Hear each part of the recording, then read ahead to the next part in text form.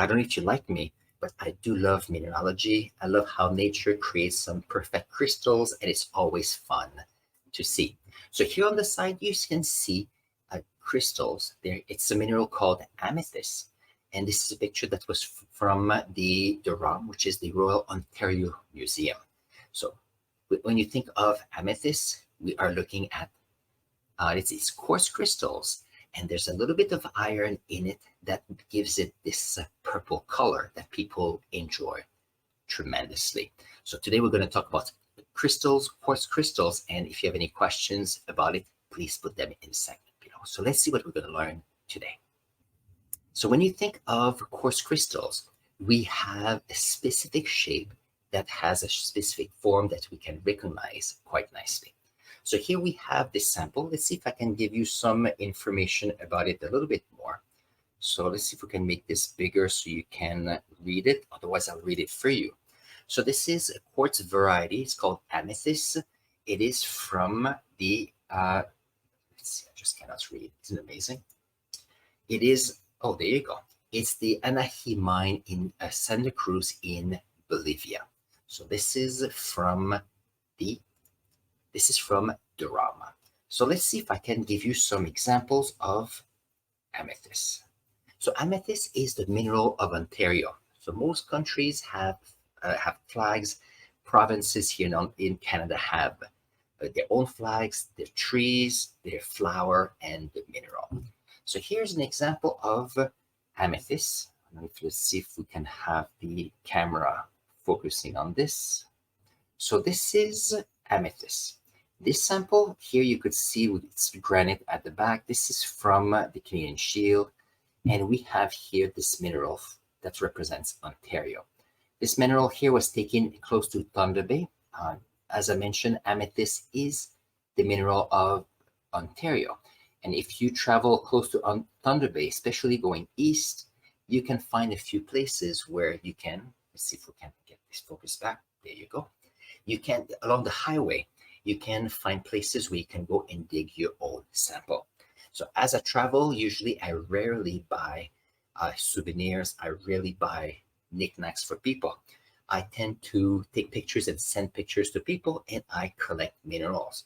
It's nice because when I think of a trip, this I remember. It's part of my collection, and it's much better than a t-shirt, I think, that I put in the closet. So here we have amethyst. Now, amethyst is part of the quartz family. So let's see if I can share some other pieces from my collection. So here you can have a quartz crystal. So this is one of my favorite sample from my collection. So you could see the large crystal here of quartz. This is from Madagascar. So in the 90s, I used to work in a small store called Pierre D'ailleurs in Montreal. And I bought a few pieces, not too many because they were expensive. And I was just there as a student at the time. But there's a few things I wanted to have. So this is what it is. Let's see if I can make it closer so you can have a look. So let's see how the focus is. Let's see if I can focus on stability. There you go. Look at how beautiful. So here, quartz crystals, they're made of two elements. It's silicium and oxygen. So here we have the chemical formula, which is SiO2. And when it's in a perfect form, we have translucent crystals. Now, as you can see at the back here, we have a lot of rust. So what happened is, in order to have crystals like this, you have, in geology, you have, for example, rocks and there's fractures. The fractures are creating cavities, and in those cavities of low pressure, what you have is that when you have water in high pressure and high temperature that have some dissolved materials, and it goes into a low pressure, what happens is that it will deposit some of its content. So here you had a chance here of depositing SiO2 or silicium oxide, therefore creating the crystal. For that, you need time.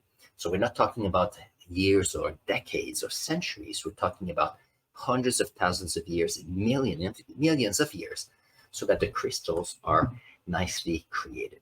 You could see here that after the creation of these crystals in the water. Most likely the temperature decreased and the chemistry changed, and that's why you have this rusty part here, the materials that has iron. It's possible it could be carbonate. That's a good question.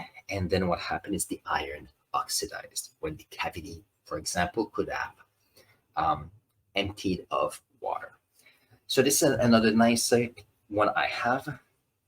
The next one I have for you is still another quartz crystal. And this one is from an area in the United States called Herkimer. So Herkimer is a place where we can collect the quartz crystals. Let's see if I can make it closer. Oh, there we go. So here we have a sample from Herkimer. So we have here, I think it was a sandstone that was, and then you have quartz that went through the sand or the materials, and this became silicified in many ways. But when you had cavities, you had a chance for some of the minerals. Let's see if I can turn it so you can see a face. So you could see here, let's see where I can find it. So you could see here the crystal. Now we call them Herkimer diamonds, and the reason for that is they're very, very translucent and let the air going through it. I'll give you another example right here that could be fun. So here's another example that was in a pocket, and you could see how the faces of these crystals. That's what they call Herkimer diamonds. They tend to be very translucent. And here you could see close to my finger here in yellow. Oops, let's see if I can put it in the middle. In yellow, a little bit of crystals. Nice. Another bit of crystal that is coming out on the side right here. So that means there wasn't impurities and you have a new crystal being put together here. Nice. So these are called Herkimer diamonds. They're also made of silicium oxide. And what's interesting with those is that you can actually see the shape of these crystals. As I mentioned before, so here when I was going to Quebec City 1 year, I went through the States through Herkimer, so I could find these little ones here. That's the destination for people that like to go and hunt for minerals. On this, I'm going to show this one has a conclusion. There you go. So mineralogy is always exciting. It is one purpose for you for traveling. So when you go and travel, you could decide to go for attractions, but some people say, well, let's do something outside. And then having a look at different minerals like this is always exciting. And this will give us the end of my show today. If you've enjoyed the show so far, I will put a link here to another mineral I did last week or a couple of weeks ago on malachite, and I'll see you in the next video.